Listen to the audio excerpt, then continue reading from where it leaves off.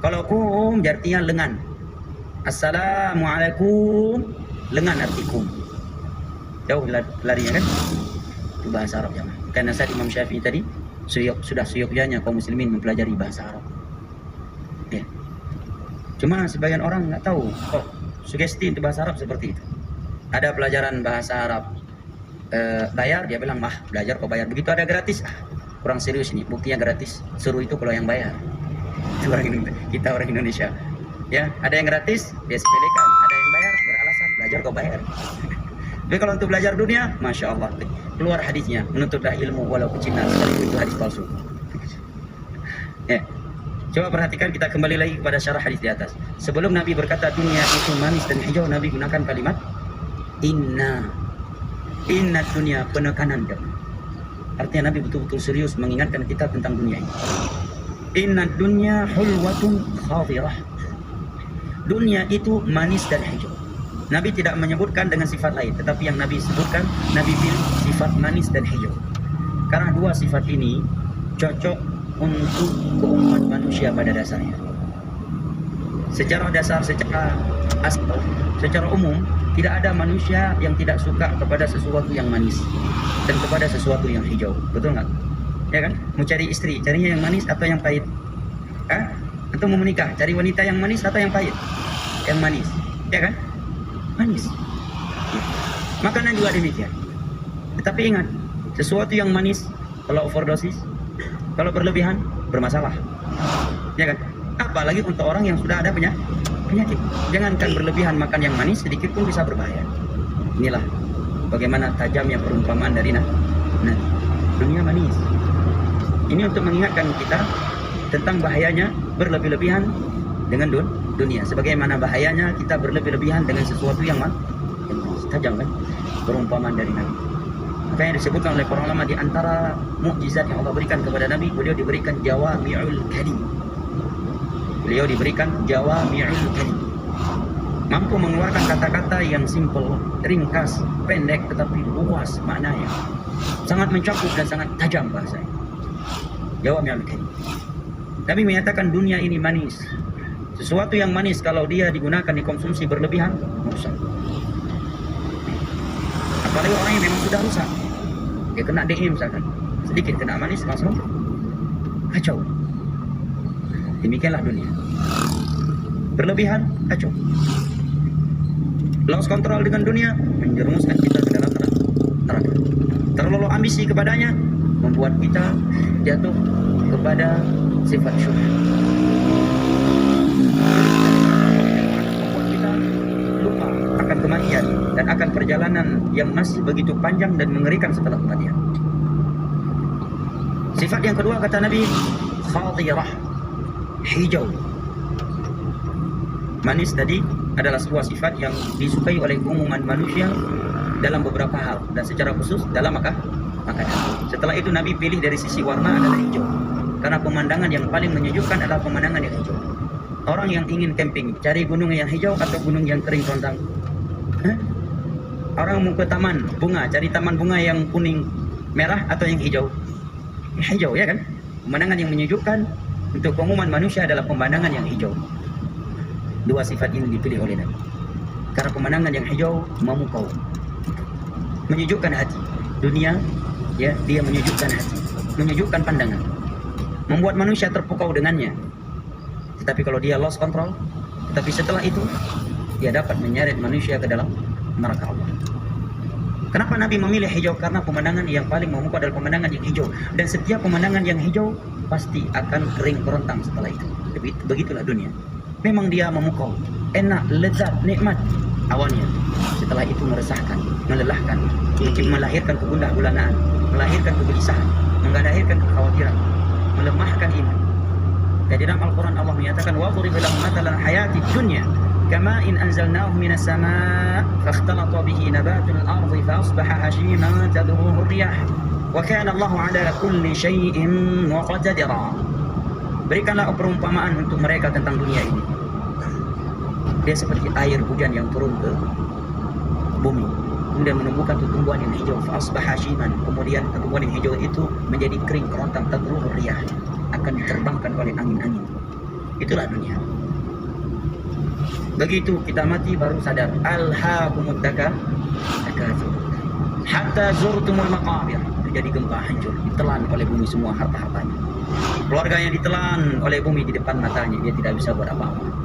Malaikat maut sudah nampak, nyawa dia sudah mulai ditarik. Harta yang dia miliki yang ada di tengah-tengahnya tidak bisa berbuat apa-apa untuk dia. Di hari kiamat akan dihisab. Wala tus'alunna yawma idzin 'anil na'im. Seluruh nikmat dunia akan dihisab. Maka Nabi SAW katakan dia hijau. Karena sesuatu yang hijau dia akan kering masak dan akan diterbangkan oleh angin. Seperti itulah dunia.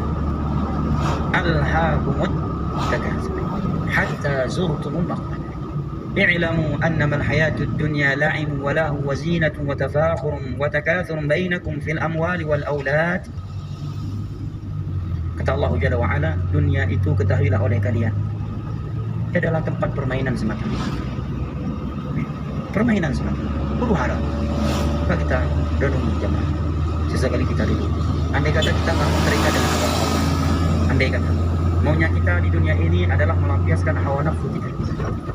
Coba kita pikirkan ujung-ujungnya kemana kita. Hablah hidup kita sesukanya. Kita nggak mau terikat dengan agama Allah. Kita ingin melampiaskan setiap keinginan hawa nafsu kita. Oke, berapa lama Anda bisa seperti itu? 1000 tahun. Oke, 1000 tahun. Setelah itu oke lah diberikan umur oleh Allah 100 tahun. Dalam 100 tahun itu kita mulai merasakan bisa menikmati dunia itu mungkin hanya 30 tahun. Ya kan? Dari umur 100 tahun paling sempurna kita menikmati dunia kita 30 tahun. Itu kalau diberikan kesehatan oleh Allah. Umur 50 ke atas sudah menumpuk. Nasi putih aja udah nggak bisa dikonsumsi. Nyentuh ini dengan dokter bilang nggak boleh nasi putih Pak. Kambing nggak boleh juga. Sapi nggak boleh juga. Jadi apa makannya? Sayur, buah-buahan. Udah tua. Sekarang coba kita pikir, oke lah kita hidup di dunia ini nggak mau terikat dengan agama Allah, terserah. Berzina sesukanya, berjudi sesukanya, riba sesukanya, meninggalkan sholat sesukanya, huru hara sesukanya, berfoya-foya sesukanya. Setelah itu kemana kita? Berapa lama kita bisa seperti itu? 100 tahun. Oke, setelah itu kita pergi kemana? Hah? Masuk ke istana kita? Setelah itu kita kemana aja? Mati ya. Begitu mati, semenjak kita mati langsung masuk ke alam barzah yang berisi azab atau nikmat, tidak ada yang ketiga. Hari ini kita mati, hari ini kita langsung mendapatkan nikmat atau merasakan azab kubur sampai hari kiamat. Tidak ada kondisi yang ketiga di dalam alam barzah selain dari azab atau nikmat. Hanya itu saja isi alam barzah. Wa min wara'ihim barzakhun ila yaumi yub'atsun, sampai tegak hari kiamat. Yang berujung dengan syurga atau neraka, iyadzan billah. Maka Nabi katakan dunia ini manis, hijau. Dan semua manusia bisa mengetahui akibat dari sesuatu yang manis dan ujung dari sesuatu yang hijau. Maka itulah ujung daripada dunia dan itulah akibat daripada dunia. Kemudian Nabi menyatakan wa innallaha mustakhlifukum fiha fayanzur kaifa ta'malun. Dan Allah akan memberikan dunia ini kepada kalian. Kemudian Allah akan melihat apa yang akan kalian perbuat untuk dunia ini. Inna ja'alna ma 'alal ardi zinatan laha linabluwahum ayyuhum ahsanu amala, dalam surat Al-Kahf. Kami peruntukkan apa yang ada di dunia ini. Zina, sesuatu yang indah, indah secara kasat mata manusia yang punya hawa nafsu. Allah juga berfirman dalam surat Ali Imran, Zuyyina lin-nasi hubbu syahwati minan nisa wal banin wal qanatiril muqantarati minadh dhahabi wal fiddah wal khayril musawwamati wal an'ami wal harth dzalika mata'ul hayatid dunya wallahu 'indahu husnul ma'ab. Qul a'unabbi'ukum bi khairin min dzalikum jannatin tajri min tahtiha al-anhar khalidina fiha lahum fiha azwajun mutahharatun wa hum fiha khalidun. Memang syahwat terhadap wanita itu diindahkan untuk manusia ini. Cinta wanita. Perhatikan di sini, Allah menyebutkan dari fitnah dunia adalah wanita yang pertama. Wanita, barang harta yang banyak yang indah seperti emas, perak, kuda-kuda pilihan, hewan ternak dan kebun dan ladang serta ladang. Itu semua adalah bentuk perhiasan dunia yang Allah berikan kepada kalian. Ingat, apa yang ada di sisi Allah jauh lebih baik. Jauh lebih baik. Surga-surga yang mengalir di bawahnya sungai-sungai. Di dalamnya kalian memiliki istri-istri yang suci. Maksud istri yang suci, kata ulama tafsir, tidak haid dan tidak nifas. Kalau di dunia ini secantik-cantiknya istri kita, ada waktu tanggal merah kita, ya kan? Bahkan terkadang tanggal merah sampai 2 bulan. Hah? Orang lain tanggal merahnya cuma 1-2 hari. Dia tanggal merahnya tahun ini 2 bulan. Ya, mau cari tanggal hijau digorok sama istrinya. Alias poligami nggak bisa, takut sama istri, atau nggak punya uang, nggak punya kemampuan. Puasa Daud lebih nggak mampu lagi. Ya, tersiksa dia. Ya, tanggal merah sampai 2 bulan, 40 hari. Tapi dalam surga nggak ada haid, nggak ada nifas, nggak ada tanggal merah dalam surga itu. Ya. Dan dia kekal selama-lamanya. Maka kata Nabi SAW, Allah kuasakan dunia ini untuk kalian. Allah ingin melihat apa yang akan kalian perbuat. Dalam surah Al-Kahfi tadi, liyabluwakum ayyukum ahsanu amala. Untuk menguji kalian siapa yang paling bagus amalannya, bukan untuk berlomba-lomba. Bahkan kata sebagian ulama salaf, Abdullah bin Wahab, kata beliau, idza ra'aita rajulan sabaqaka fid dunya fanafisu fil akhirah. Kalau kamu melihat ada seseorang telah mengalahkan engkau dalam urusan dunia, maka kalahkan dia dengan urusan akhirat. Dia memang mengalahkan aku dengan mobilnya, rumahnya, propertinya, tetapi aku mengalahkan dia dengan salat 5 waktu berjamaah. Aku mengalahkan dia dengan nikmat menghadiri majelis ilmu agama. Aku mengalahkan dia dengan memiliki anak yang hafiz Al-Quran. Aku mengalahkan dia memiliki istri yang menutup auratnya. Seperti itu. Idza ra'aita rajulan sabaqaka fid dunya fanafisu fil akhirah. Apabila engkau melihat ada orang yang telah mengalahkan engkau dalam urusan dunia, maka kalahkan dia dengan urusan akhirat. Wa inna Allah mustakhlifukum fiha fayanzura kaifa ta'malun. Allah akan kuasakan dunia ini untuk kalian, kemudian apa yang akan kalian perbuat. Sampai jam berapa kajian kita? Biar saya bisa atur.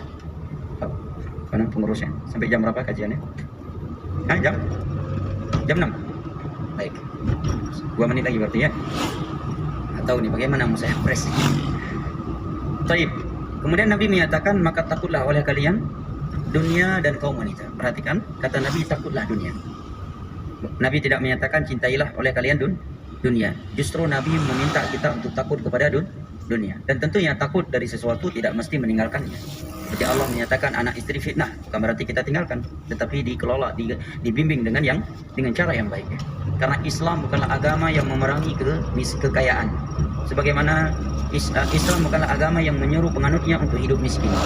Sebagaimana Islam bukanlah agama yang melarang penganutnya untuk hidup kaya. Tapi Islam adalah agama yang menyuruh orang kaya untuk bersyukur dan mengajak orang yang miskin untuk bersabar. Ini agama Islam. Siapa yang paling mulia di antara orang kaya dan orang miskin? Jawabannya kata Imam Ibnu Qayyim, inna akramakum 'indallahi atqakum. Yang paling bertakwa dialah yang paling mulia. Di dalam hadis yang lain Nabi menyatakan, mal faqra akhsha 'alaikum walakin akhsha 'alaikum an tubsata lakumud dunya fatanafasuha kama tanafasuha fa ahlakatkum kama ahlakatuhum. Hadis riwayat Imam Bukhari dari Abu Hurairah. Bukanlah dunia yang aku khawatirkan, bukanlah kefakiran yang aku khawatirkan untuk kalian. Aku nggak khawatir kalian hidup miskin, kata. Tetapi yang aku khawatirkan untuk kalian adalah Allah membukakan pintu-pintu dunia untuk kalian, sehingga kalian berlomba-lomba untuk mengumpulkannya, sehingga kalian dibinasakan karena dunia, sebagaimana umat-umat sebelum kalian dibinasakan oleh Allah karena kecondongan mereka. Bahkan sebagian kita, terkadang kita ketika diuji dengan kemiskinan, iman kita semakin tinggi, amal kita semakin banyak, kita semakin dekat dengan Allah. Tetapi begitu pintu dunia dibukakan oleh Allah, kita semakin jauh dari Allah. Begitu propertinya ambruk, jatuh, usahanya jatuh, Masya Allah, salat selalu saf depan. Tahajud menjadi rutinitas. Di sepertiga akhir malam selalu menangis, memohon kepada Allah. Begitu tender menang lagi, propertinya naik lagi, salatnya udah mulai pakai hemat. Rakaat terakhir itu pun dapatnya di tasyahud lagi, atau jamaah kedua, atau bahkan tidak lagi di rumah. Ya, tahajud udah mulai tinggal. Demikian juga majelis ilmu agama. Ini yang dikhawatirkan oleh Nabi SAW. Maka Nabi menyatakan, yushiku an tatada'a alaikumul umamu kama tada'a al-akalatu ala busa'atiha. Umat Islam ini setelah aku meninggal akan dibantai oleh umat-umat non-muslim sebagaimana makanan itu disantap oleh orang-orang yang sedang kelaparan. Gimana kalau ada makanan di tengah-tengah orang yang lapar kemudian menyantapnya? Kira-kira pelan-pelan nggak makannya? Atau gerak cepat? Dibantai. Umat Islam setelah aku meninggal akan dibantai seperti itu oleh umat Islam. Para sahabat bertanya, amin qillatina yauma idzin ya Rasulullah. Wahai Rasulullah, kaum muslimin dibantai saat itu karena jumlah mereka yang minoritas. Apakah itu sebabnya? Kata Nabi, la bal antum katsir walakinnakum ghutha'un ka ghutha'is sayl. Jumlah kaum muslimin saat itu mayoritas, punya keahlian dalam membuat nuklir, buat pesawat, buat senjata, menembak. Tetapi jumlah mereka yang mayoritas itu laksana buih di lautan. Wa yuqdhafu fi qulubihimul wahan. Hati mayoritas mereka menderita penyakit wahan. Kebanyakan hati mereka menderita penyakit wahan, kata. Wahan secara etimologi artinya lemah. Maka para sahabat pun bertanya, apa yang Anda maksud dengan lemah? Secara bahasa mereka paham, wahan adalah lemah. Cuma para sahabat mengira ada maksud lain dari Nabi dari kata wahan ini. Maka Nabi menyatakan, hubbud dunya wa karahiyatul maut. Terlalu ambisi, cinta dunia dan takut mati. Ini yang disebut dengan wahan. Apabila ini telah ada dalam hati seorang umat Islam, dia akan lemah dan dia nggak akan punya kehormatan lagi di sisi orang-orang kafir. Kemudian Nabi SAW yang terakhir dari hadis ini memperingatkan kita bahayanya wanita. Perhatikan bahasa Nabi. Sebelumnya Nabi katakan hati-hatilah terhadap dunia. Setelah itu Nabi menyatakan dan hati-hatilah kalian terhadap wanita. Padahal wanita bagian dari dunia. Ada kaidah dalam sastra Arab, ilmu ma'ani. Atful khas 'alal 'am yufidu ahamiyata. Menyebutkan sebuah kata secara khusus yang mana kata itu sudah masuk dalam kategori kata sebelumnya, ini menunjukkan ada penekanan khusus untuk kata itu. Misalkan saya akan berkata, datang ke rumah saya saudara-saudara saya yang tinggal di Kalibata City dan imam masjid Kalibata City. Imam masjid Kalibata City udah masuk dalam kategori masyarakat di Kalibata City. Masuk kan? Iya. Tetapi saya sebutkan secara khusus karena ada penilaian khusus. Contoh lain, misalkan saya berkata, datang ke rumah saya saudara-saudara saya masyarakat Kalibata City dan Bapak Camatnya dan Pak RT-nya, Pak RW-nya. Mereka kan masuk dalam kategori masyarakat Kalibata City tadi. Tetapi saya sebutkan secara khusus karena ada tujuan khusus, ada penilaian khusus untuk itu. Maka Nabi katakan tadi, dan takutlah kalian akan fitnah wanita. Setelah Nabi memperingatkan kita bahayanya dunia, ini karena ada nilai khusus. Kenapa? Karena dari fitnah dunia yang paling berbahaya adalah fitnah wanita. Maka dalam surat Ali Imran tadi, setelah Allah menyebutkan kecintaan terhadap syahwat, Allah sebutkan yang pertama kali adalah wanita. Setelah itu baru anak-anak. Setelah itu baru emas dan perak. Ada orang diuji dengan jabatan, dia bisa menjauhinya. Dia selamat, bisa menyelamatkan diri. Diuji dengan judi, dia selamat. Diuji dengan pintu riba. Orang lain cari uang haram nggak dapat, dia datang uang haram ke dia, tapi dia bisa menjauhi. Begitu bab wanita, runtuh jenggotnya, patah lututnya, langsung stroke badannya. Jangan main-main dengan bab wanita. Bohong orang-orang yang berkata, enggak, hati saya udah bersih, insya Allah saya nggak akan terpedaya dengannya. Bohong itu. Sa'id bin al-Musayyab, ulama tabi'in yang paling berilmu, Sa'id bin Musayyab. Adapun tabi'in yang paling afdal adalah Uwais al-Qarni karena dapat pujian langsung dari Nabi.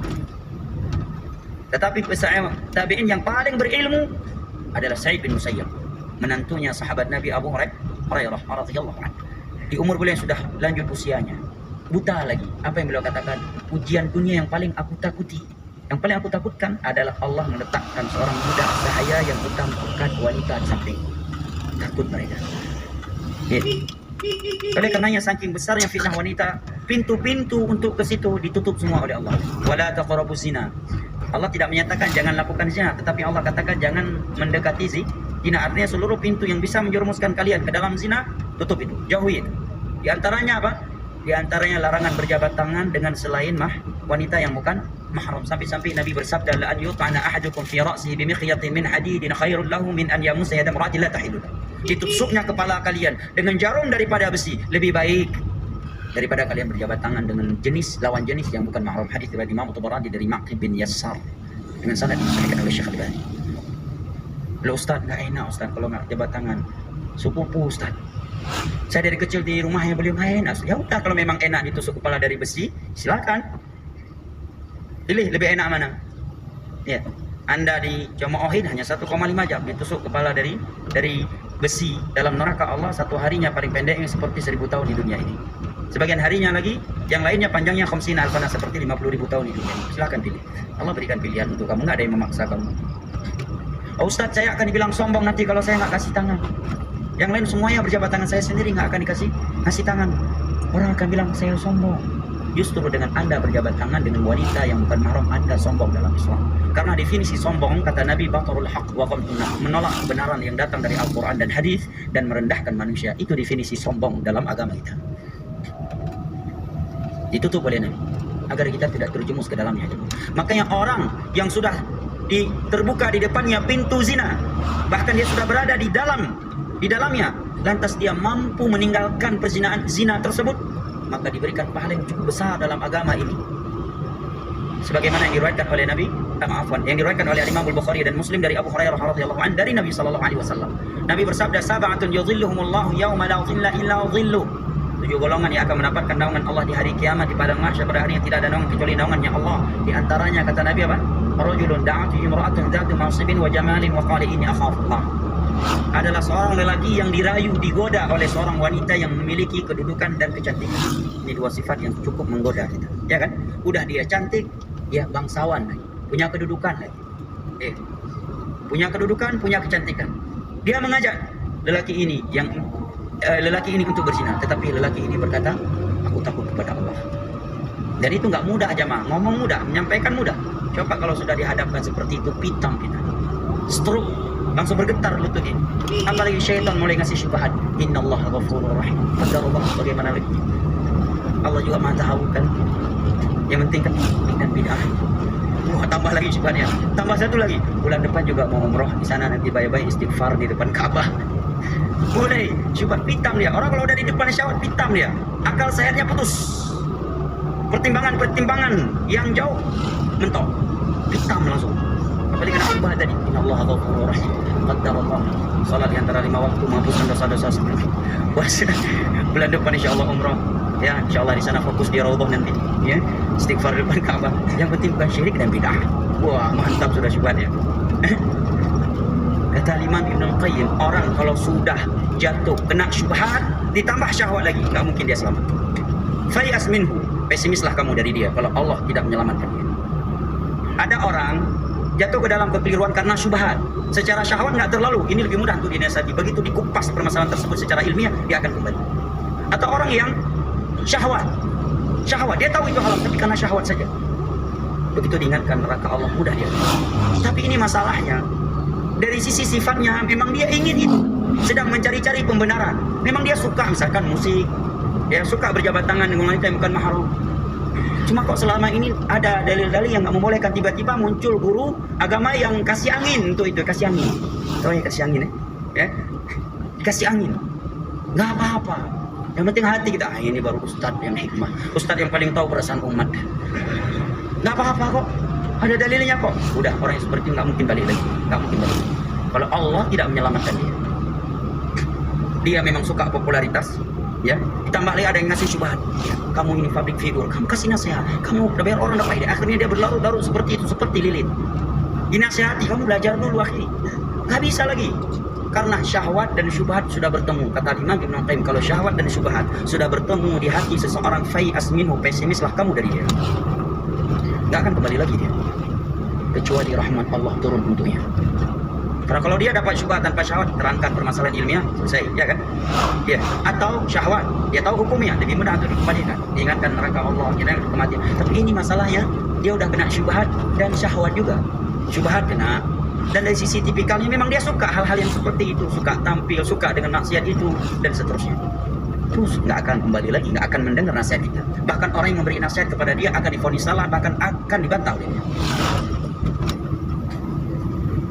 Ini wanita aja, fitnah wanita.